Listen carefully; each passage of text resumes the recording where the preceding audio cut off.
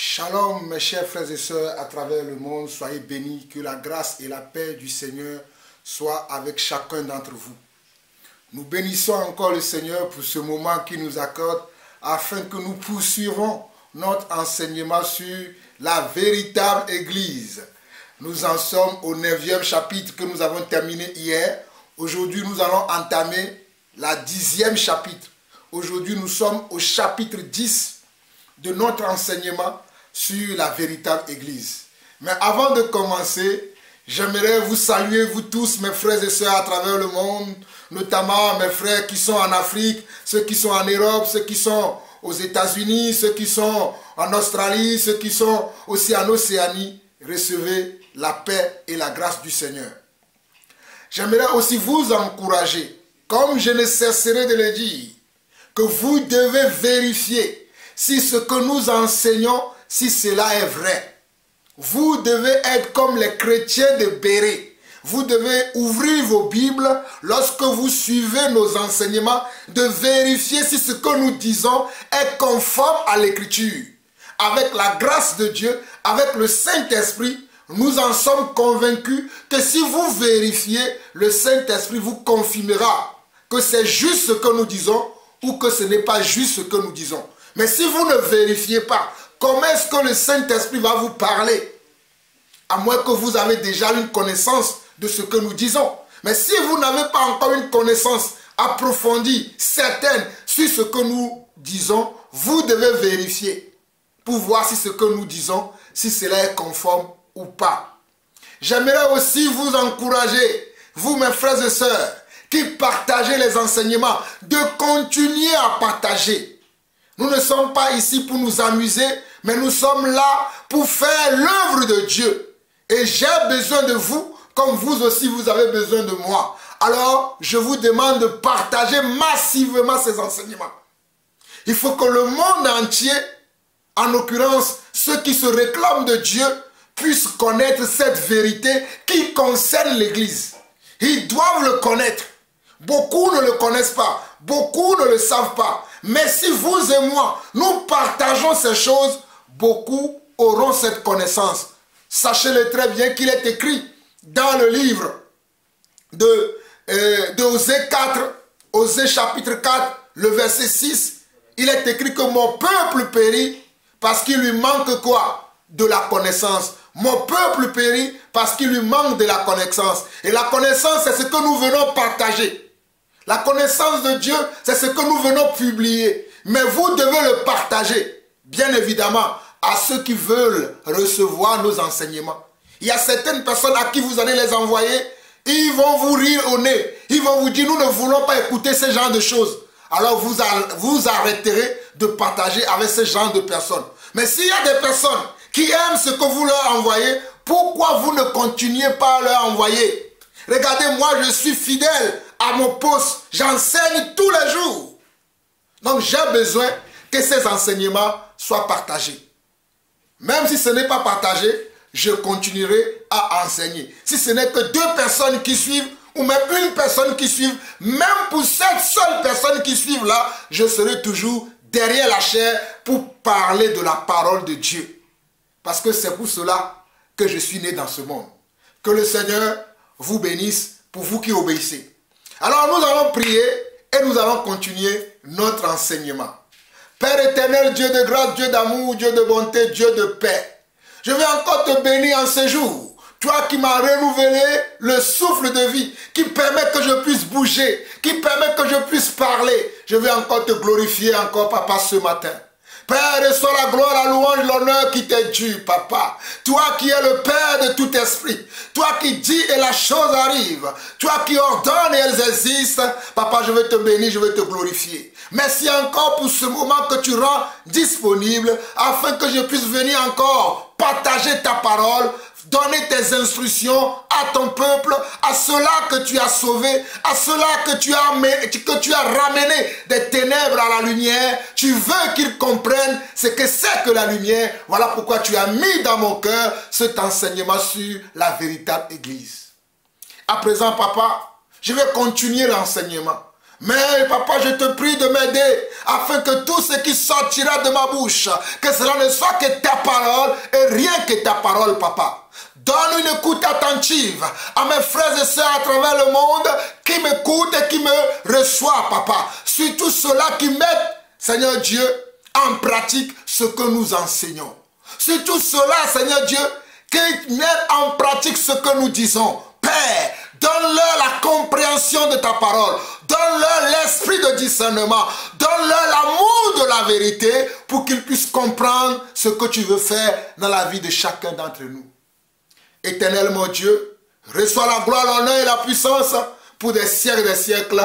Au nom de Jésus-Christ, nous avons ainsi prié. Amen. Amen et Amen. Alors mes chers frères et sœurs, hier, nous en avons fini le chapitre, nous n'avons pas fini, mais nous étions au chapitre 4 du livre des Actes des Apôtres, où nous voyons comment les souverains sacrificateurs menaçaient les apôtres, les ont jetés en prison parce que les apôtres prêchaient au nom du Seigneur. Nous l'avons vu hier. Nous avons vu également que les apôtres ont prêché la repentance.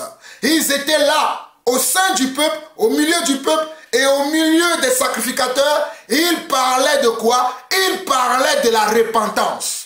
Alors je vous disais que toute église ou tout serviteur de Dieu qui ne prêche pas la repentance n'est pas serviteur de Dieu. Nous ne marchons pas les mots. Tout serviteur de Dieu aujourd'hui, que dans son assemblée, il est là à parler que des choses qui ne concernent pas la repentance, n'est pas un véritable serviteur de Dieu. Parce que dans l'église de Dieu, nous devons parler de la repentance. Nous devons parler du salut. Nous devons parler de qu'est-ce que cela veut dire la repentance. Nous devons détailler la repentance. Et quand je parle, tout ce que je parle, tout ce que je montre aujourd'hui, je suis en train de détailler la repentance. Lorsque tu te répands, tu dois avoir un nouveau style de vie. Tu dois avoir un nouveau caractère. Tu dois avoir une nouvelle vision. Tu dois avoir un nouveau projet. Et c'est quoi le projet? C'est d'aller au ciel. C'est quoi la vision? C'est d'aller au ciel. C'est quoi le caractère? C'est toujours aller au ciel. En fait, toutes ces choses-là ont pour un objectif commun d'aller au ciel, d'aller dans la présence de Dieu. Mais malheureusement de nos jours, nous voyons beaucoup de gens qui se disent chrétiens, qui se disent enfants de Dieu, mais qui ne sont pas dans la véritable église où on éduque, où on sensibilise, où on informe et où on forme les gens. Ils sont plutôt dans les assemblées où on pratique la magie, la sorcellerie, la divination.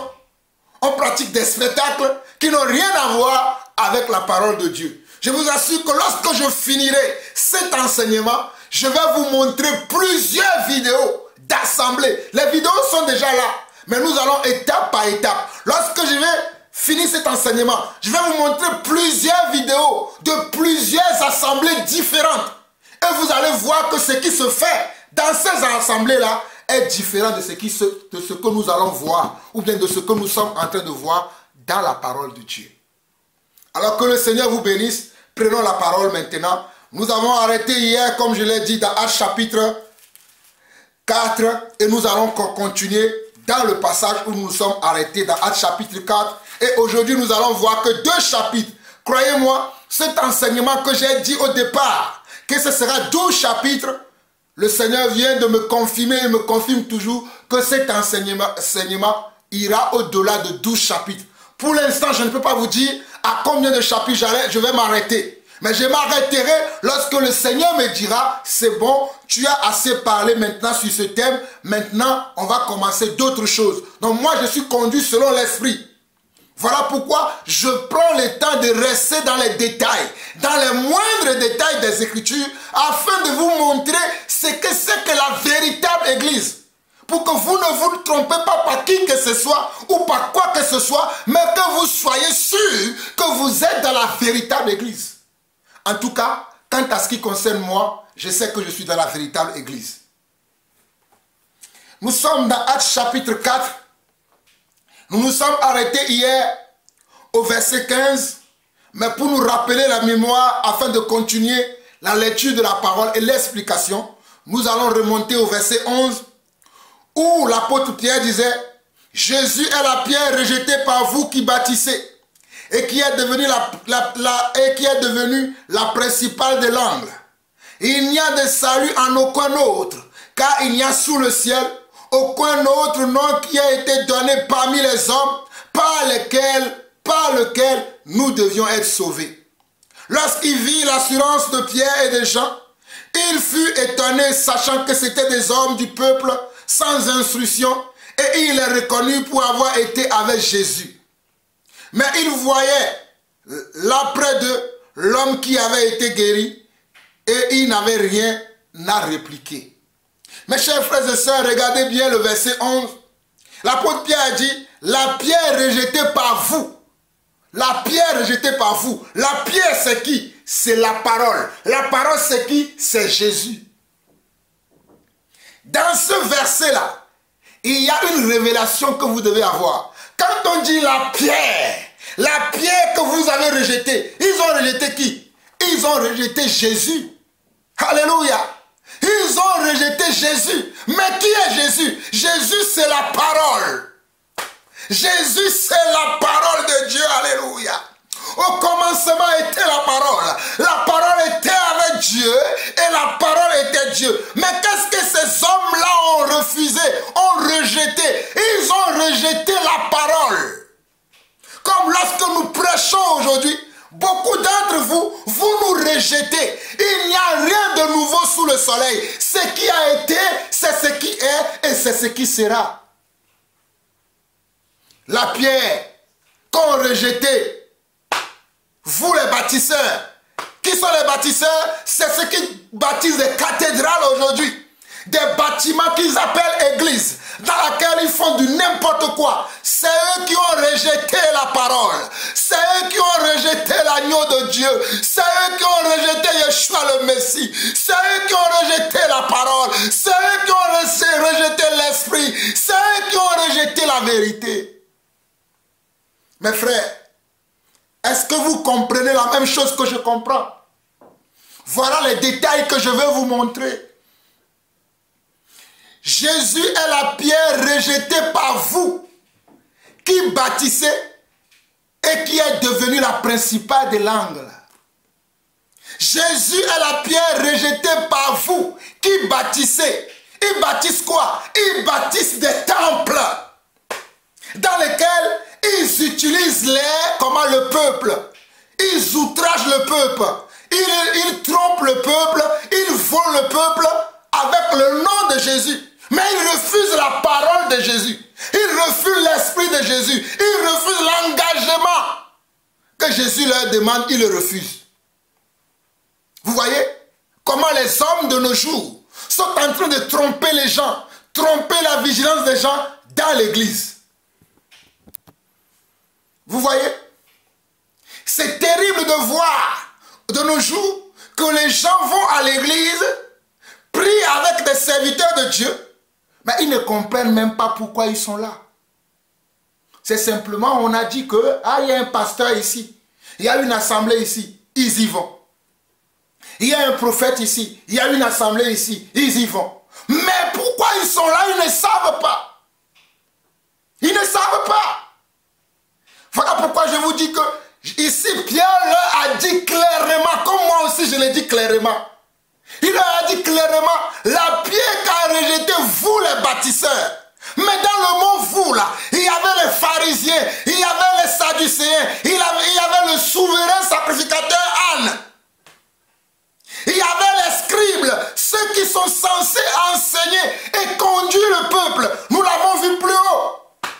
Dans le premier passage de ce chapitre, nous avons vu que c'est eux qui ont jeté les apôtres en prison en disant qui vous a donné l'autorité d'enseigner en ce nom. Ce n'est pas la même chose que vous me dites aujourd'hui. Quand je vous dis que l'évangile que vous vendez aux gens, ce n'est pas normal. Vous me dites que qui m'a dit de dire ça. Quand je vous dis que ce n'est pas normal qu'un pasteur se fait adorer alors que c'est Dieu qu'on doit adorer, vous me dites que qui m'a envoyé pour dire ça, que je dois prier simplement pour le pasteur. Ce n'est pas vous qui me tenez ce propos. Donc vous êtes pareil comme les sacrificateurs, comme les sadducéens, comme les comment? Comme les scribes, vous êtes pareil, vous avez le même esprit. Parce que vous ne comprenez pas les Écritures. Mais Dieu m'a oint en tant qu'apôtre. Je suis l'apôtre Jean-Paul pour vous révéler la vérité des Écritures, pour vous enseigner la parole véritable, afin que vous fuyiez ces mendiants, ces voleurs, ces paresseux qui ne veulent pas travailler, mais qui prennent Dieu en otage, qui prennent la parole de Dieu en otage et qui vous prennent en otage. Moi, je vais vous dire la vérité. Mais maintenant, si vous-même, vous décidez de marcher avec ces gens, vous n'aurez pas d'excuse devant le Seigneur que nous ne savons pas. Vous n'aurez aucune excuse devant le Seigneur pour dire nous ne savons pas. Dieu vous dira, je vous ai envoyé mes serviteurs, les authentiques, les appelés, les élus de Dieu. Ils ont crié nuit et jour pour vous enseigner la vérité, mais vous avez fermé vos cœurs. Vous avez fermé vos cœurs.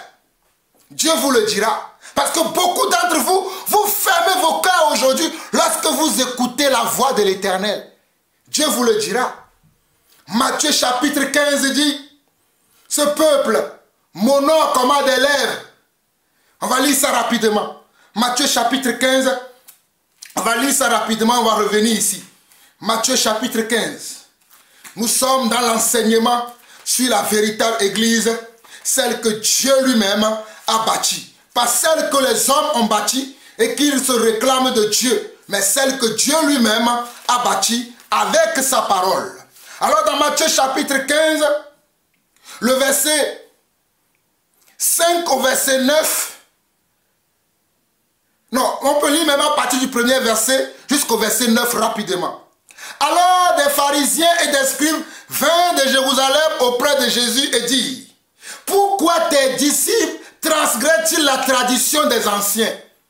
Il y a des gens qui aiment la tradition des anciens, mais ils n'aiment pas la tradition de Dieu. Ils n'aiment pas les paroles de Dieu, mais ils aiment la tradition des hommes, des anciens. Quel ancien?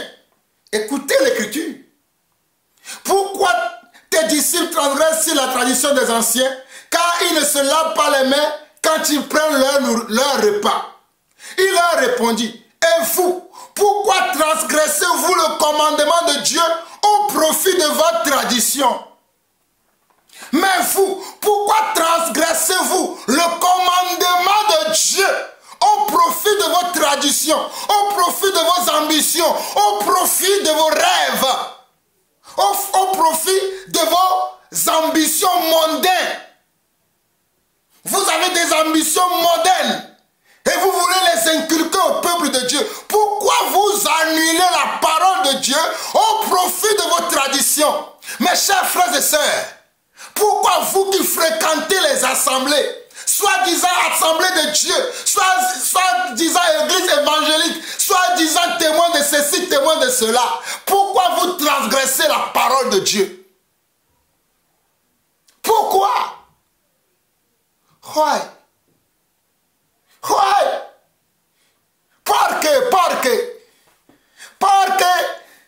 Pourquoi vous transgressez la parole de Dieu? Alors Jésus continue en leur disant au verset 4, car Dieu a dit, honore ton père et ta mère, et celui qui maudira son père ou sa mère sera puni de mort. Regardez, c'est Jésus qui parle. Oh, j'aime la parole de Dieu. Verset 5. Mais vous les pharisiens, mais vous les scribes, mais vous les sadducéens, mais vous les sacrificateurs, mais vous qui êtes assis dans la peau de Moïse dans le temple, vous avez annulé cette parole que Dieu a dit et vous l'avez remplacée par votre parole. Comme fait aujourd'hui le pape qui est assis à Rome, que les hommes adorent. Vous qui aimez adorer le pape, moi je n'adore pas un homme, alléluia, j'adore Yeshua le Messie, j'adore Jésus-Christ de Nazareth, j'adore le roi des rois, alléluia, mais je n'adore pas un homme pécheur. Des incrédules comme vous là, vous ne voulez pas écouter la parole véritable, vous aimez adorer les pasteurs mendiants. Je ne laisserai jamais aucun homme m'adorer, car ce n'est pas moi qui suis allé à la croix pour les hommes. Je ne laisserai jamais, au grand jamais, un homme m'adorer, moi, Jean-Paul Lawson. Qui suis-je? Qui suis-je, moi? C'est moi qui est allé périr à la croix. C'est moi. C'est moi. Mais vous aimez adorer les hommes. Et quand on vous prêche la vérité, vous ne l'aimez pas. Jésus dit, dans Matthieu 15, verset 4, il dit, car Dieu a dit, honore ton père et ta mère, et celui qui maudira son père ou sa mère sera puni de mort. Mais vous, vous dites, celui qui dira à son père ou sa mère, ce dont j'aurais pu t'assister est une offrande à Dieu, n'est pas tenu d'honorer son père ou sa mère. Regardez comment eux, ils ont transformé la parole de Dieu. Ce que Dieu a dit, eux, ils l'ont transformé. Regardez le verset 5 de Matthieu 15. Mais vous, vous dites, celui qui dira à son père ou à sa mère, ce dont j'aurais pu t'assister est une offrande à Dieu, n'est pas tenu d'honorer son père ou sa mère. Verset 6, regardez. Vous annulez ainsi la parole de Dieu au profit de votre tradition. Vous annulez ainsi la parole de Dieu au profit de votre tradition. Hypocrite, Ésaïe a bien prophétisé sur vous quand il a dit, ce peuple m'honore des lèvres, mais son cœur est éloigné de moi. Regardez. Hypocrite, Matthieu 15, 8, hypocrite, Ésaïe a bien prophétisé sur vous quand il a dit, ce peuple m'honore des lèvres, mais son cœur est éloigné de moi. Et le verset 9, il dit, c'est en vain qu'il m'honore, en enseignant des préceptes qui sont des commandements d'hommes. C'est en vain qu'il m'honore, en enseignant des préceptes qui sont des commandements d'hommes. C'est en vain que vous honorez Dieu. C'est en vain que vous priez. C'est en vain que vous fréquentez une assemblée. C'est en vain que vous dites que vous êtes enfant de Dieu si vous ne demeurez pas dans les Écritures. C'est en vain que vous le faites. C'est en vain que vous le faites. Et mes chers frères et sœurs, détrompez-vous. La pagaille a fini. La rigolade là, c'était avant. Là, nous voulons écouter la vraie parole. Et je vous enseigne la vraie parole. C'est en vain que vous priez si vous ne demeurez pas dans les commandements, dans les préceptes, dans la véritable parole de Dieu. C'est en vain que vous priez. Vous savez qu'est-ce que cela veut dire en vain? Cela veut dire c'est inutile ce que vous faites. C'est inutile que tu te lèves pour dire, j'ai un ministère, je suis la plus grande église du monde, je suis l'église la plus populaire du monde. C'est en vain que tu le fais, mon frère. C'est en vain que tu le fais, ma soeur. C'est en vain que vous le faites. Quel langage je vais utiliser pour vous expliquer la parole, alors que la parole est simple? La parole de Dieu, elle est simple. C'est nous qui la compliquons, nous les hommes. La parole de Dieu est simple, mais c'est nous qui la compliquons. Regardez, Matthieu 15, verset 9. C'est en vain qu'il m'honore en enseignant des préceptes qui sont des commandements d'hommes. C'est en vain qu'il m'honore. Mais qui m'honore? Mais ceux qui se réclament de moi, ceux qui se disent enfants de Dieu, ceux qui se disent église. C'est en vain qu'ils vont à l'église le dimanche comme aujourd'hui. Beaucoup d'entre vous là, aujourd'hui là, vous allez vous mettre sur votre 31 et rentrer dans un bâtiment. On va commencer à tambouriner. Oh, gloire à Dieu. Alléluia. Après, il y aura un sermon de 30 minutes. Après, vous allez retourner à la maison. Vous allez dire, j'ai été à l'église. Vous n'avez rien compris. Vous pouvez vous énerver contre moi, mais je vous dirai tout le temps les mêmes choses. Afin que vous vous réveillez. Parce que beaucoup d'entre vous vous somnolez. Ce n'est pas ça l'église. L'église, c'est quand tu es conscient que tu es un homme pécheur et que quand tu viens dans la présence de Dieu, tu viens pour marcher comme Dieu veut que tu marches. Tu changes ton comportement, ton accoutrement, tu le changes. Beaucoup d'entre vous, vous allez vous rendre dans les assemblées aujourd'hui avec les mini-jupes, avec votre poitrine dégagée dehors pour montrer aux hommes comment vous avez de belles seins, comment vous avez de belles fesses, comment vous avez de belles hanches. Les hommes aussi, ils vont venir cravatés, costumés pour montrer comment ils sont socialement, ils ont socialement réussis dans le monde, ils vont venir gagner leur bagnole. Comme eux-mêmes ils disent, ils vont venir gagner leur bagnole sur les parkings de l'église et mettre le bip bim pour montrer aux gens comment ils ont réussi. Et tous les dimanches, c'est ce que vous faites. Et vous dites que vous êtes dans l'église. Hey, je ne suis pas dans la même église que vous. Continuez comme ça. Mais moi, je ne suis pas dans la même église que vous. Moi, je suis dans une église qui est différente de la vôtre. Moi, je suis dans la véritable église. Voilà pourquoi vous ne pouvez pas m'apprécier. Vous ne pouvez pas m'aimer quand je vais ouvrir ma bouche. Je vais toujours vous dire la vérité. Cela va vous blesser. Cela va vous heurter. Mais vous avez besoin de l'entendre. Continuons. Matthieu 15, 8, Matthieu 15, 9, c'est en vain qu'il m'honore en enseignant des préceptes qui sont des commandements d'hommes. C'est en vain qu'il m'honore en enseignant des préceptes qui sont des commandements d'hommes. Maintenant, revenons dans Actes chapitre 4, là où nous étions avant que l'Esprit nous ramène dans Matthieu chapitre 15. Donc, dans Actes chapitre 4, nous étions arrivés au verset 5, au verset plutôt 15. Nous allons continuer maintenant et voir qu'est-ce que le Seigneur va nous révéler dans la suite.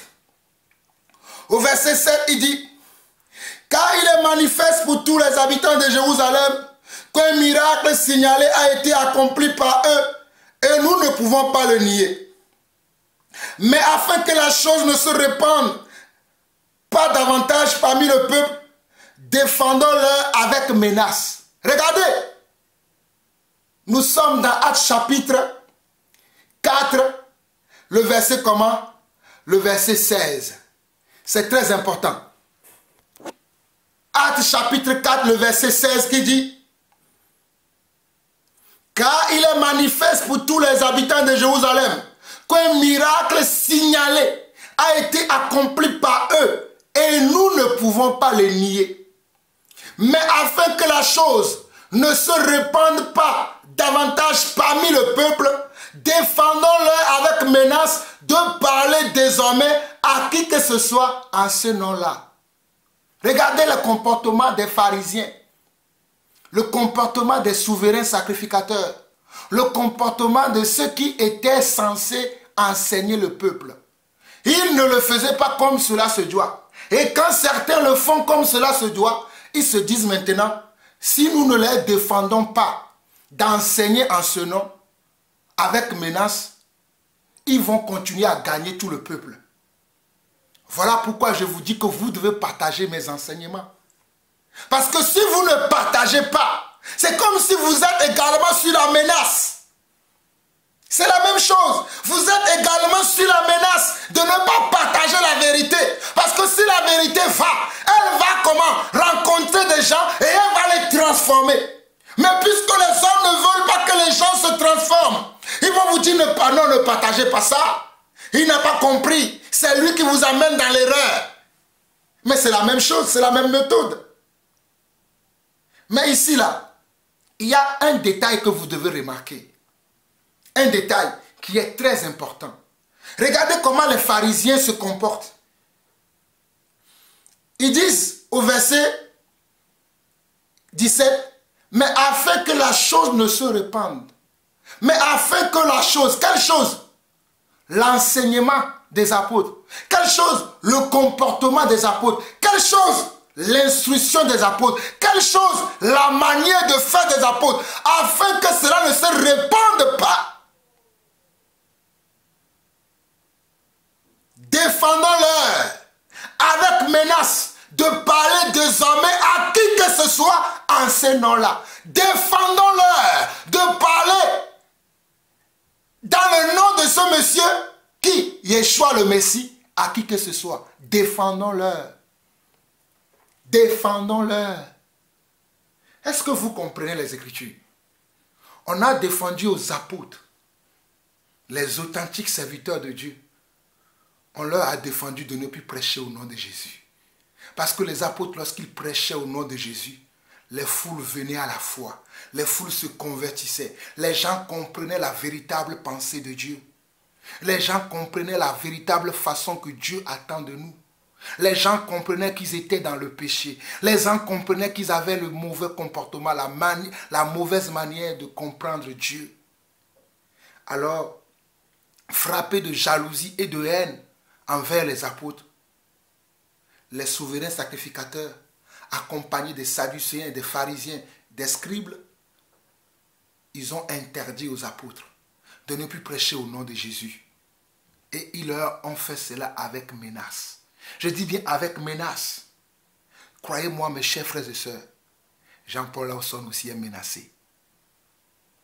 On me menace tous les jours, mais je ne céderai jamais aux menaces. Je continuerai à prêcher la vérité. Car je suis né pour un temps comme celui-ci. Et je sais celui qui m'a appelé. Même si je dois périr, je périrai en prêchant la vérité. Peut-être un jour, quelqu'un me poignardera en annonçant l'évangile comme je le fais d'habitude quand le Seigneur me permet d'aller prêcher au dehors. Mais je ne céderai jamais parce que quelqu'un me dit, tu es fou, tu ne comprends pas, et ou bien si tu continues à prêcher, tu vas voir ce qu'on va te faire, tu vas voir, Je ne céderai jamais aux menaces. Et croyez-moi, j'ai des menaces physiques, j'ai des menaces spirituelles, mais Dieu me soutient dans ce que je fais. Dieu me soutient dans ce que je fais. Ça fait au moins 17 ans que je prêche la même chose. Allez regarder mes anciennes vidéos. Vous allez voir que je vous dis la même chose. Je ne change pas. Car je sais en qui j'ai cru. Et je sais quel est l'appel qu'il a sur ma vie. Regardez. Acte 4, verset 17. Mais afin que la chose ne se répande pas davantage parmi le peuple, défendons-leur avec menace de parler désormais à qui que ce soit en ce nom-là. Et les ayant appelés, il leur défendit absolument de parler et d'enseigner au nom de Jésus. Après avoir fait leur réunion entre eux, comme moi aussi j'ai vécu ça dans l'église, quand je m'opposais à la manière dont certains se comportaient au milieu de nous, à la manière dont certains enseignaient, ils faisaient eux-mêmes une réunion en cachette, sans moi, pour venir me confronter et me dire après, qui t'a appelé chef au-dessus de nous? Mes frères, je ne vous mens pas, Dieu m'est témoin. Pour ceux qui me connaissent dans l'église et qui m'ont vu enseigner dans plusieurs groupes, dans plusieurs églises, peuvent témoigner. Plusieurs fois, il y a eu des réunions entre les anciens, entre les chefs de l'église, pour venir me confronter moi seul. Oh, alléluia. Ce petit-là, ce gringalet de Jean-Paul là, ils ont fait des réunions pour venir me confronter, pour me dire, qui t'a appelé même apôtre? Des fois même, ils me demandent, qui t'a donné ce titre? Vous savez pourquoi? Parce que ce que je dis les dérange. C'est la seule raison. Je n'ai pas volé, je n'ai pas triché, je n'ai pas menti, j'ai enseigné simplement la parole de Dieu telle qu'elle doit être enseignée. Ça m'a attiré des problèmes. Voilà pourquoi vous ne me verrez jamais marcher avec certains genres de personnes. Dans le passé, je l'ai fait pour pouvoir leur amener à la vérité. Mais quand l'état marqué par Dieu est arrivé, Dieu m'a dit, maintenant c'est fini. Tu as assez traîné avec ces gens-là. Tu as déjà semé ce qu'il faut là-bas. Maintenant, continue la marche. Quitte-les. S'ils ne veulent pas obéir, quitte-les et toi, continue la marche. Mais c'est ce que je fais, mes frères. C'est ce que je suis en train de faire. Voilà pourquoi j'ai quitté certains milieux chrétiens. Parce que je suis confronté à des hypocrites qui ont annulé la parole de Dieu au profit de leurs projets personnels, au profit de leurs ambitions, au profit de leur orgueil, au profit de leur amour pour l'argent. Mais moi, j'ai refusé ça. Comme on dit en anglais, I refuse. Moi, j'ai refusé ça. I refuse. I refuse. J'ai refusé ça. Moi, j'ai dit non, je ne peux pas voir ça de mon vivant, voir que la parole de Dieu qu'on doit suivre, on le met de côté et on met nos projets, nos ambitions, nos rêves à la place de la parole. Non. C'est là où on m'a appelé. Viens. Qui t'a mis chef sur nous? Depuis quand toi, tu peux prendre des décisions? Qui t'a mis chef sur nous? Non. Si tu veux rester ici, là, tu fais ce que nous voulons. J'ai dit, ah bon, ok. faites ce que vous voulez, moi je m'en vais. C'est ce que j'ai fait. C'est ce que j'ai fait. Je ne l'ai pas fait une fois, je ne l'ai pas fait deux fois, je ne peux même pas énumérer combien de fois j'ai fait ça dans l'église. Tellement l'église est mal propre. Je ne peux même pas le savoir. Les gens ne veulent pas marcher selon la vérité. Ils se voilent la face. Et quand toi tu leur dis la vérité, c'est toi qui es méchant. C'est toi qui est traité de faux. C'est toi qui es traité d'orgueilleux, de celui qui ne veut pas suivre, de celui qui veut s'auto-proclamer sur nous. Mais ça n'a rien à voir. Aimez simplement la vérité. Cherchez à marcher selon la parole de Dieu. Et Dieu vous élèvera au temps convenable. Ce n'est pas l'homme qui élève, mais c'est Dieu qui élève. Toute élévation qui ne vient pas de Dieu est une dépravation. Écoutez-moi très bien. Toute élévation qui ne vient pas de Dieu est une dépravation et bientôt, très bientôt, tu tomberas. Toute élévation d'un homme qui ne vient pas de l'éternel Yeshua, qui ne vient pas de l'éternel des armées, qui ne vient pas de la parole, est une élévation qui n'est même pas une élévation. C'est une tromperie. C'est une tromperie. Que vous le voulez ou pas, c'est la vérité. Alors, dans Actes 4, le verset 19, regardez l'attitude de Pierre. Tout ce que je fais, je l'ai appris dans la parole. Tout ce que je fais, que ce soit personnellement ou lorsque je suis en compagnie des frères et sœurs dans l'église, tout ce que je fais, je l'ai appris dans la parole. J'aimerais bien que vous le notez ça. Je l'ai appris dans la parole. J'aimerais bien que vous le notez. Pierre et Jean leur répondirent, jugez s'il est juste devant Dieu. Et, oh, regardez, la parole de Dieu est véritable. Pierre et Jean leur répondirent, jugez s'il est juste devant Dieu de vous obéir plutôt qu'à Dieu. Car nous ne pouvons ne pas parler de ce que nous avons vu et entendu. Après que les apôtres furent menacés de ne plus prêcher au nom de Jésus, de ne plus enseigner le peuple au nom de Jésus, en d'autres termes, de ne plus dire la vérité, ce que le peuple doit entendre. C'est ça. Ils ne voulaient pas que les apôtres disent la vérité au peuple. Il faut que le peuple demeure dans les incongruités, dans le mensonge, afin qu'ils puissent dominer sur eux. Mais s'ils arrivent à connaître la vérité, mais ils vont changer de camp. Ils vont changer d'attitude. Ils vont changer de comportement. Empêchons-leur de ne plus enseigner, de ne plus dire la vérité au peuple. Barrons-leur le chemin. Mettons un frein à leur vie afin qu'ils ne puissent plus prononcer le nom de ce jeune homme-là. Le nom de cet homme qui est mort et ressuscité là. Empêchons-leur. Voilà pourquoi ils ont pris les apôtres, ils les ont menacés. Regardez Actes 4, verset 16 au verset 20. Car il est manifeste pour tous les habitants de Jérusalem qu'un miracle signalé a été accompli par eux qui les apôtres, et nous ne pouvons pas le nier. Quand on ne peut pas nier la vérité, on devient agressif. Mais afin que la colère ne se répande pas davantage parmi le peuple, défendons-leur avec menace de parler désormais à qui que ce soit en ce nom-là. Défendons-leur de parler à qui que ce soit en ce nom-là. Défendons-leur de parler à qui que ce soit en ce nom-là. Quel langage je vais encore utiliser? Parce que la parole est claire. Et les ayant appelés, il leur défendit absolument de parler et d'enseigner au nom de Jésus. Actes 4, 18. Actes 4, 18. Et les ayant appelés, il leur défendit absolument de parler et d'enseigner au nom de Jésus. Pierre et Jean leur répondirent, jugez s'il est juste. Jugez s'il est juste devant Dieu de vous obéir plutôt qu'à Dieu. Jugez vous-même s'il est juste devant Dieu. Jugez s'il est juste devant Dieu de vous obéir, vous les hommes, plutôt que d'obéir à Dieu.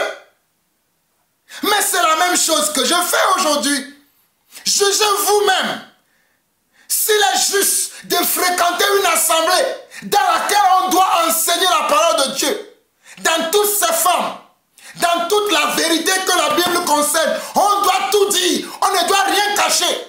Mais dans certaines églises, dans certaines assemblées, on cache certaines vérités et ou bien on va dire d'autres choses, on va transformer la chose, on va le dire d'une autre manière pour que les gens soient là. Vous préférez aller là-bas? Décidez, faites un choix. Moi, mon choix est fait depuis 17 ans. Mon choix est fait depuis 17 ans. Et je demeure ferme. Mon choix est fait depuis 17 ans et je demeure ferme. Mon choix est fait depuis 17 ans et je demeure ferme. Voilà pourquoi vous me voyez souvent solitaire. Parce que les gens ne peuvent pas me suivre. Parce que moi, je veux rester dans la parole. S'il n'y a pas la parole, faites ce que vous avez envie de faire. Mais ne m'appelez pas frère. Ne m'appelez pas serviteur de Dieu. Si je veux être serviteur, je veux être serviteur selon la parole. Sinon, je ne le serai pas. On ne se moque pas de Dieu. Regardez, Actes 4, 19. Actes 4, 19, les apôtres répondirent. On nous dit, Pierre et Jean leur répondirent. Jugez s'il est juste devant Dieu de vous obéir plutôt qu'à Dieu. Jugez s'il est juste de vous obéir plutôt qu'à Dieu. En d'autres termes, cela veut dire, jugez vous-même. Si c'est vous que nous devons obéir, ou bien c'est Dieu que nous devons obéir. Mais c'est la même chose que je dis. Mes chers frères et sœurs, je ne sais pas si vous me comprenez. Hein? Est-ce que vous comprenez? Jugez si c'est Dieu qu'on doit obéir, ou bien c'est les hommes qu'on doit obéir. C'est simple. Dieu a dit, allez prêcher la repentance. Et les œuvres qui doivent accompagner la repentance, c'est ce que Dieu a dit comme ordre de mission aux apôtres. Allez prêcher la repentance et les œuvres de la repentance. Mais aujourd'hui dans l'église, on est là à parler de... Les pasteurs sont là à parler de leur voyage, à parler des maisons qu'ils ont construites, des églises qu'ils ont construites, des projets qu'ils ont dans l'avenir, sans parler du vrai projet de la parole de Dieu. Et vous voulez que je sois avec ces gens? Vous voulez que je sois aussi là-bas? Non, non. Vous pouvez, mais moi, non. I say no. No, no, no, no, no, no. I say no. I say no. Never. Forever and never, I say no. Je ne peux jamais me laisser conduire par des hommes qui ne veulent pas marcher selon les Écritures. Je préfère, moi, obéir à Dieu plutôt que d'obéir aux hommes. Ça, je l'ai appris dans les Écritures. Et mes frères, je vous présente les Écritures. Hein. Je n'ai pas d'autre chose que de vous présenter les Écritures telles qu'elles ont été enseignées depuis le commencement. Verset 20. Les apôtres continuent à dire, car nous ne pouvons pas ne pas parler de ce que nous avons vu et entendu. Car nous ne pouvons pas nous empêcher de parler de ce que nous avons vu comme modèle chez le Christ, comme caractère chez le Christ, comme parole chez le Christ, et dire ce que vous avez envie que nous disons. Nous ne pouvons pas le faire. Jean-Paul Lawson aussi ne peut pas le faire. Jean-Paul Lawson aussi ne peut pas le faire. Si vous venez sur cette chaîne qui porte mon nom, Jean-Paul Lawson, si vous voulez me rencontrer et vous vous attendez à ce que je vous dise ce que vous avez envie d'écouter, vous vous trompez des serviteurs de Dieu. Allez vers les serviteurs charlatans, qui sont des paresseux, qui ne travaillent pas, mais qui attendent que vous les nourrissez. Voilà pourquoi quand vous venez leur dire, au lieu de vous dire que vous êtes dans le péché, non, allez-y, Dieu est avec vous là. Moi, je ne suis pas comme eux. Je n'attends pas que vous me nourrissez. Dieu me nourrit. Celui qui m'a appelé pour faire son œuvre, il me nourrit. Je n'attends pas vos offrandes. Et croyez-moi, on ne m'achète pas. Moi là, on ne m'achète pas. Il y a plusieurs manières d'acheter un serviteur de Dieu. Il y a plusieurs manières d'acheter un serviteur de Dieu. Je le dirai, je ferai un enseignement spécial sur ça un autre jour. Les manières d'acheter les serviteurs de Dieu. Moi, on ne m'achète pas. Quand je suis déjà acheté, Dieu m'a déjà acheté. Dieu m'a déjà embauché pour lui. Je suis déjà engagé. Je ne peux pas signer un autre contrat pendant que je suis dans un autre contrat avec le Seigneur des Seigneurs, le Roi des Rois. Alléluia. Hey. Je suis déjà engagé. J'ai déjà signé avec le Roi des Rois, le Seigneur des Seigneurs, que je serai ta bouche sur la terre. Je serai ta parole sur la terre. Je serai ta vision sur la terre. Je serai ton modèle sur la terre. Je l'ai déjà fait. Donc je ne peux pas m'empêcher de dire ça. Ligotez-moi, liez-moi. Mais je parlerai toujours de la vérité. Tant que j'aurai le souffle de vie, je parlerai toujours de la vérité. Continuons la lecture de la parole. Verset 21 de Actes chapitre 4. Il leur fit de nouvelles menaces et les relâchèrent. Regardez, les apôtres l'ont dit clairement au verset 20 de Actes chapitre 4. Car nous ne pouvons... Mais le verset qui suit, le verset 21, on nous dit qu'il leur fit de nouvelles menaces et les relâchèrent, ne sachant comment les punir à cause du peuple, parce que tous glorifiaient Dieu de ce qui était arrivé. La plupart du temps, ce qui nous sauve, c'est que certains d'entre le peuple reconnaissent que ce que nous disons, c'est la vérité. C'est ça qui nous sauve. La plupart des temps, beaucoup, peut-être pas tout le monde, mais il y en a quelques-uns, il y en a quelques élus qui reconnaissent que ce que nous disons, c'est ça qui est la vérité. Nous rendons grâce à Dieu pour cela. Au verset 22, car l'homme qui avait été l'objet de cette guérison miraculeuse était âgé de plus de 40 ans. Verset 23, après avoir été relâchés, ils allaient vers les leurs et racontaient tout ce que les principaux sacrificateurs et les anciens leur avaient dit. Regardez, nous sommes dans Actes chapitre 4, le verset 23. Après avoir été relâchés, ils allaient vers les leurs. Quand on dit qu'ils allaient vers les leurs, ça veut dire qu'ils allaient vers ceux qui croient en ce qu'ils font.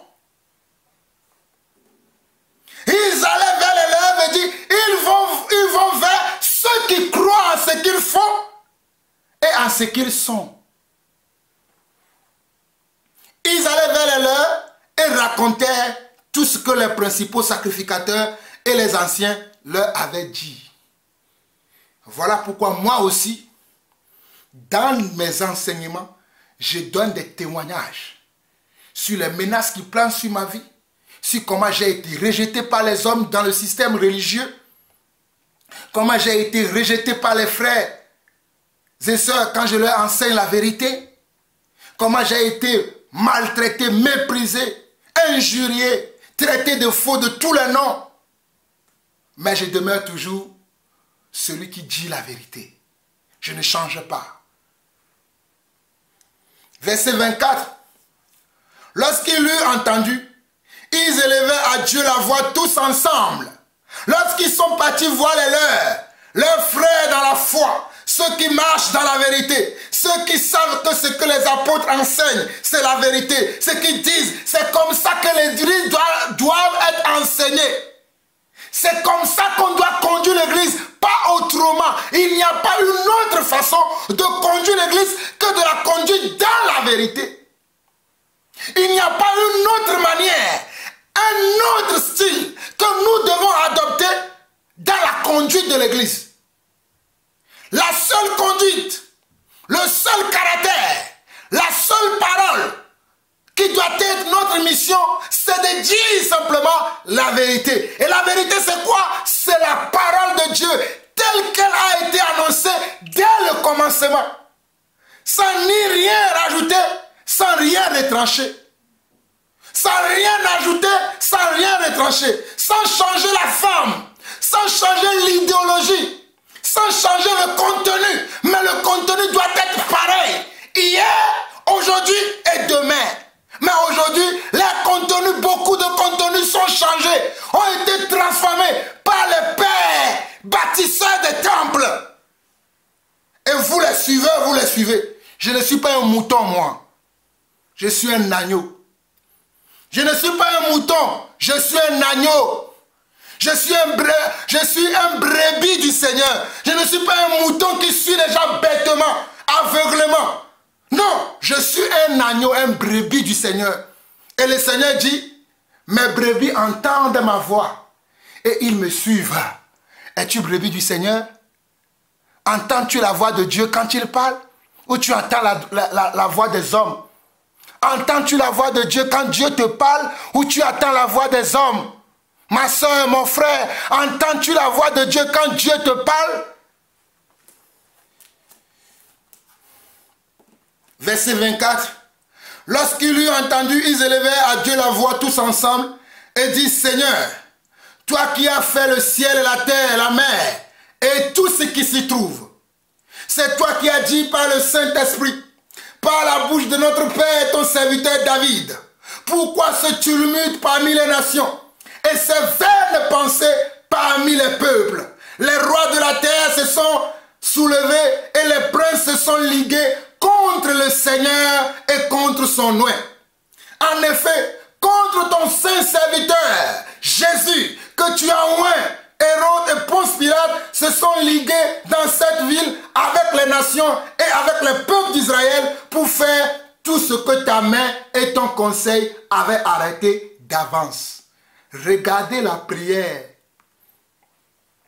Regardez la prière. Les détails de cette prière peuvent faire l'objet d'un enseignement particulier. Regardez le détail de leur prière. Je reviens au verset 24 jusqu'au verset 28.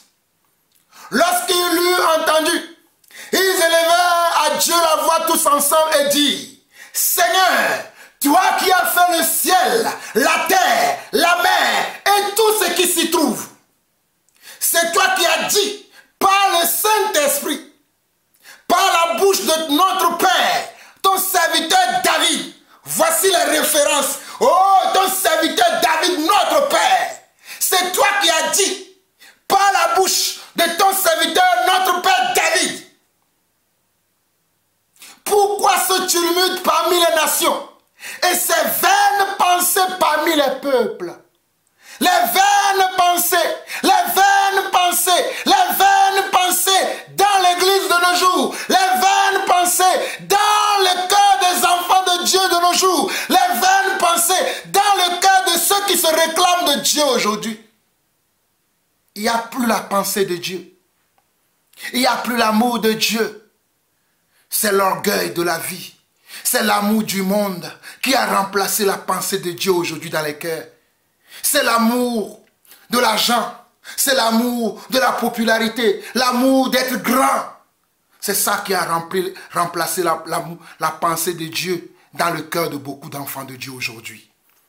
Et vous voulez qu'on se taise, qu'on ne dise rien. Moi, je ne me tairai pas. Je sonnerai cette trompette jusqu'à ce que mon dernier souffle. Jusqu'à mon dernier souffle, je sonnerai cette trompette. Car c'est ainsi que Dieu me l'a montré, que je dois enseigner la vérité. Je ne changerai pas. I refuse. Pourquoi ce tumulte parmi les nations et les vaines pensées parmi les peuples? Les rois de la terre se sont soulevés et les princes se sont ligués contre le Seigneur et contre son nom. Ils se sont ligués contre qui? Contre le Seigneur et contre ses serviteurs. Celui qui se ligue contre moi, ce n'est pas simplement contre Jean-Paul Ausson qui se ligue, mais il se ligue contre la personne qui m'a appelé et qui m'a oint apôtre dans l'église. C'est ça la vérité. Quand vous persécutez un enfant de Dieu, vous persécutez Dieu. Quand vous injuriez un enfant de Dieu, vous injuriez Dieu. Quand vous injuriez un serviteur de Dieu authentique, vous injuriez Dieu. Car le serviteur de Dieu représente Dieu. L'envoyé de Dieu représente Dieu. L'ambassadeur d'une nation dans un autre pays, représente qui? Il représente le chef de l'État de ce pays-là, dans la ville dans laquelle ou dans le pays dans lequel il est ambassadeur. L'ambassadeur de la France au Togo représente la France au Togo. L'ambassadeur du Togo en France représente le Togo en France. Donc, moi, Jean-Paul Awson, qui vous parle, je représente Dieu. Je ne le suis pas, mais je le représente. Donc, si vous me méprisez, vous méprisez celui qui m'a envoyé. Si vous m'injuriez, vous injuriez celui qui m'a envoyé. Si vous refusez ma parole, vous refusez la parole de celui qui m'a envoyé. C'est ça la vérité que vous devez comprendre et que vous devez connaître. Même si vous refusez, je vous la dirai tous les jours, afin que vous vous réveillez. Il est temps que vous quittez le mensonge, que vous faites votre choix. Moi, je l'ai fait il y a depuis 17 ans. Verset 29. Et maintenant, Seigneur, vois leur menace et donne à tes serviteurs d'annoncer ta parole avec une pleine assurance. Regardez leur prière. Et Seigneur, vois maintenant leur menace et donne à tes serviteurs d'annoncer la parole avec comment? Avec une pleine assurance. Voilà pourquoi Jean-Paul Lawson aussi annonce la parole de Dieu avec une pleine assurance. Parce que je sais en qui j'ai cru, alléluia. Je ne viens pas vous raconter des bobards. Je ne viens pas vous raconter mes rêves. Je ne viens pas vous raconter des âneries, des choses qui n'ont pas de sens. Mais je viens vous raconter la parole de Dieu parce que je suis témoin de Dieu. Je suis témoin avec lui. Il m'a appelé, il m'a oint. Il m'a mis à part pour lui. Afin que je vous annonce sa parole. Afin que je vous annonce ce qu'il va faire dans vos vies, dans ma vie et ce qu'il fera plus tard. Quand je viens parler, vous pensez que je viens faire quoi? Je viens faire la volonté de celui qui m'a appelé. Je n'ai pas de volonté. Je n'ai pas de projet. Je n'ai pas d'ambition. Mon ambition, c'est son ambition. Mes projets, ce sont ses projets. Ma vie, c'est sa vie. Moi-même, je n'ai plus de vie. C'est ça, suivre Dieu. Voilà pourquoi Jésus a dit que celui qui veut me suivre, fasse quoi? Porte sa croix et qu'il me suive. Mais vous ne voulez pas porter votre croix. Vous voulez avoir encore vos ambitions. Voilà pourquoi Jésus a dit, celui qui perdra sa vie à cause de moi, la retrouvera. Je n'ai plus de vie. Moi, je n'ai plus de vie. Ma vie, c'est ça. C'est dire la vérité, c'est prêcher la parole de Yeshua. Tous les jours, c'est ce que je fais. Il n'y a pas un seul jour où je n'ai pas annoncé la vérité. Peut-être je n'ai pas fait d'enseignement comme ça. Même si ma page Facebook, mon WhatsApp, je publie des statuts, c'est toujours la parole de Dieu. Certains de mes amis m'appellent le fanatique de Jésus. Oui, moi je suis fan de Jésus. Certains de ma famille, ils m'appellent, oh lui là, laissez-le, c'est le fanatique de Jésus. Oui, je suis fan de Jésus. Toi, tu es fan des gens de ce monde. Moi, je suis fan de celui qui a ma vie entre ses mains. Celui qui tient ma vie entre ses mains, c'est de lui que moi je suis fan. Et j'en suis fier. Donc, dans Actes 4, le verset 30, dans Actes 4, le verset 29 au verset 31, on nous dit, et maintenant, Seigneur, vois leurs menaces et donne à tes serviteurs d'annoncer ta parole avec une pleine assurance. D'annoncer ta parole avec une pleine assurance. En étendant ta main, pour qu'il se fasse des guérisons, des miracles et des prodiges par le nom de ton saint serviteur Jésus. Oh! En étendant ta main sur nous, pour qu'il se fasse des guérisons, des miracles et des prodiges par le nom de ton saint serviteur Jésus. Quand ils eurent prié, le lieu où ils étaient assemblés trembla et ils furent tous remplis du Saint-Esprit et ils annonçaient la parole de Dieu avec assurance. Quand ils eurent prié, malgré qu'ils étaient sous la menace, on les a menacés, on les a défendus avec menace de ne plus prêcher en ce nom. Ils sont partis prier pour demander à celui qui les a appelés, donne-nous maintenant de la force, regarde, on nous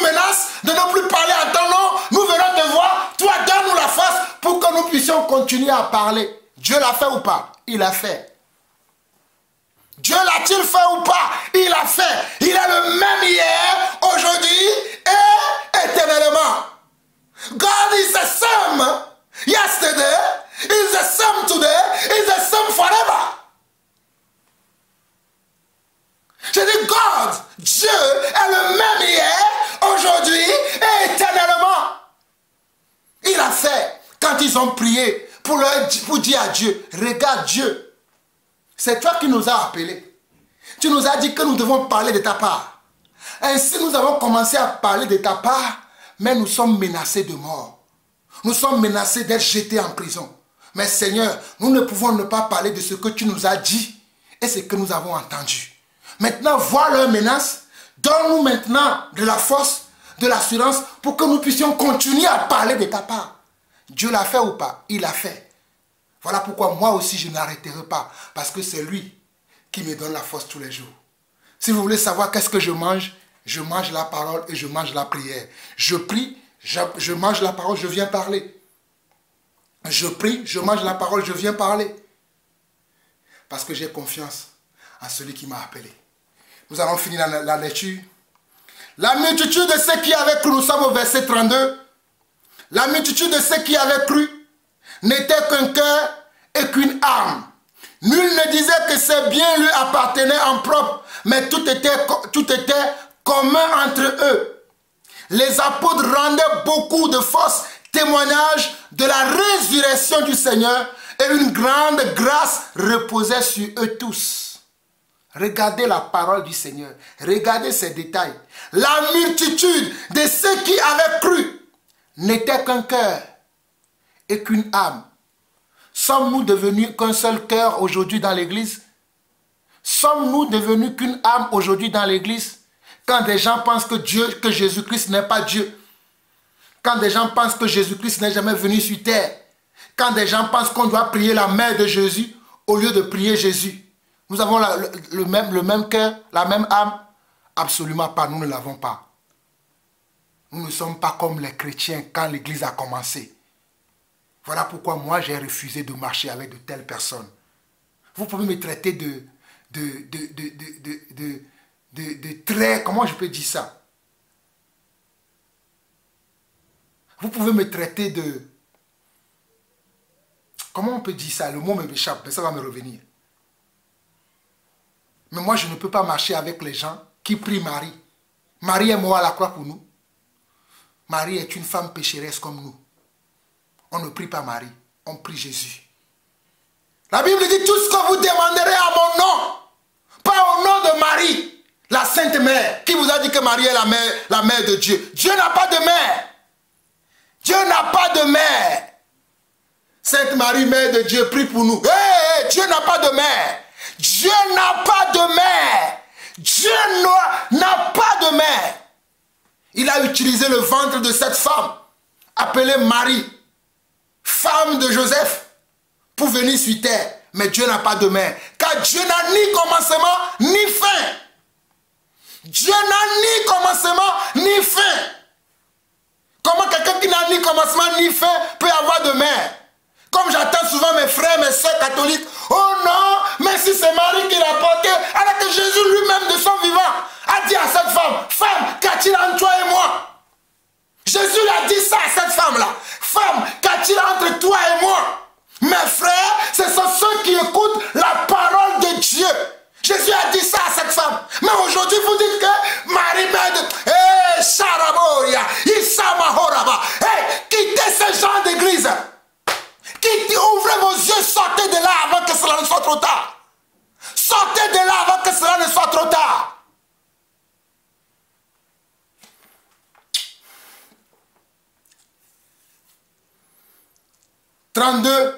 Acte 4, verset 32 au verset 37, et nous allons nous arrêter. La multitude de ceux qui avaient cru n'était qu'un cœur, qu'une âme. Nul ne disait que ses biens lui appartenaient en propre, mais tout était commun entre eux. Les apôtres rendaient avec beaucoup de force témoignage de la résurrection du Seigneur Jésus, et une grande grâce reposait sur eux tous. Car il n'y avait parmi eux aucun indigent. Tous ceux qui possédaient des champs ou des maisons les vendaient, apportaient le prix de ce qu'ils avaient vendu et le déposaient aux pieds des apôtres. Et l'on faisait des distributions à chacun selon qu'il en avait besoin.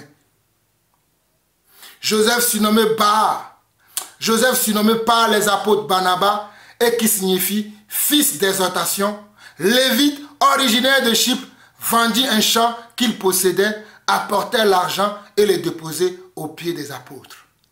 Regardez, dans l'église primitive, dans l'église, le commencement de l'église, il n'y avait pas un panier d'offrande. Il n'y avait pas de panier d'offrande. Voilà pourquoi quand je prêche, il n'y a jamais eu de panier devant moi. Et il n'y en aura jamais. J'en suis fier. J'en suis heureux.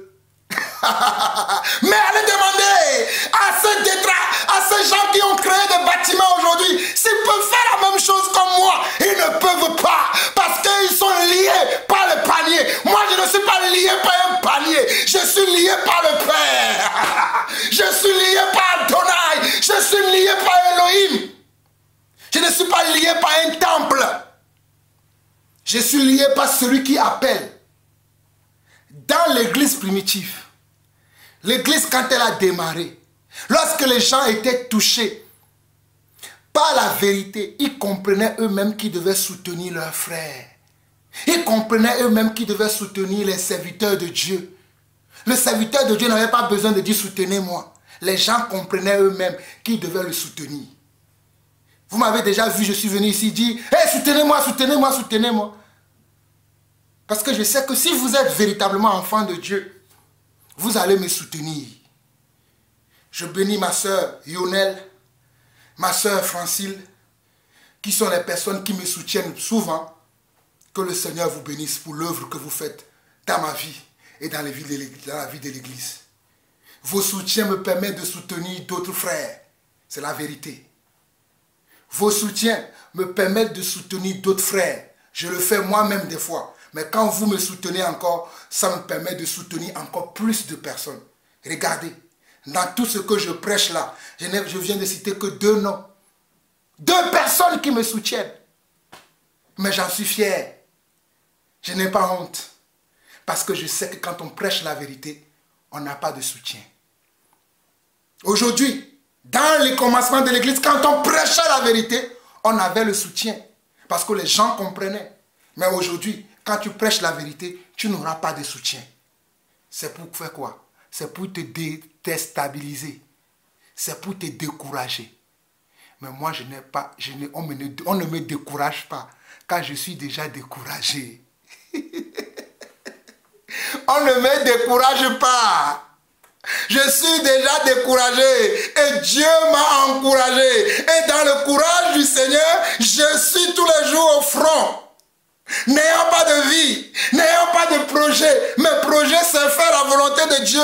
Mes projets, c'est d'enseigner la parole véritable afin que les enfants de Dieu connaissent la vérité. Voilà moi mon projet, voilà moi ma richesse, voilà mon bonheur, voilà mon succès. Enseigner la vérité telle qu'elle a été enseignée dès le commencement. Sans rien ajouter, sans rien retrancher. Je dis bien sans rien ajouter, sans rien retrancher. C'est ce que je fais nuit et jour, en étant toujours avec vous. Regardez dans l'église primitive, les âmes, quand ils étaient touchés, les affaires des autres les intéressaient. Le problème des autres les intéressait. La vie des autres les intéressait. Voilà pourquoi ils avaient tout en commun. Ils ne disaient plus ça c'est à moi, ça c'est à moi, ça c'est à moi. Ils ne le disaient plus parce qu'ils ont compris qu'ils sont maintenant devenus un seul corps, une seule âme. Et chaque jour, ils se faisaient des distributions dans l'église, chacun selon son besoin. Depuis que tu es dans l'église là, est-ce que tu as déjà vu ton pasteur faire une distribution? Ce n'est qu'une question. Hein. Ne te fâche pas, ne t'énerve pas. Depuis que tu es dans ton église, dans ton assemblée, as-tu déjà vu? Tu peux appeler ton pasteur? Si tu peux l'appeler? Moi, mon numéro à moi, c'est le 0033 6 23 61 03 15. 0033 6 23 61 03 15. Mais toi, as-tu le numéro de ton pasteur? Mon adresse, j'habite au 3 Square, Pascal Grousset, 91 000 Évry, en France. J'habite au 3 Square, Pascal Grousset, 91 000 Évry, en France. Parce que j'ai Jésus comme ange gardien, comme sécurité. Je n'ai peur de rien. C'est lui que je sais. Qu'il vous bénisse, car nous vous aimons. Soyez bénis. Shalom à vous tous. Nous vous aimons. Nous continuerons la prochaine fois. Que la paix et la grâce de Dieu se renouvellent dans vos vies. Shalom, shalom et shalom.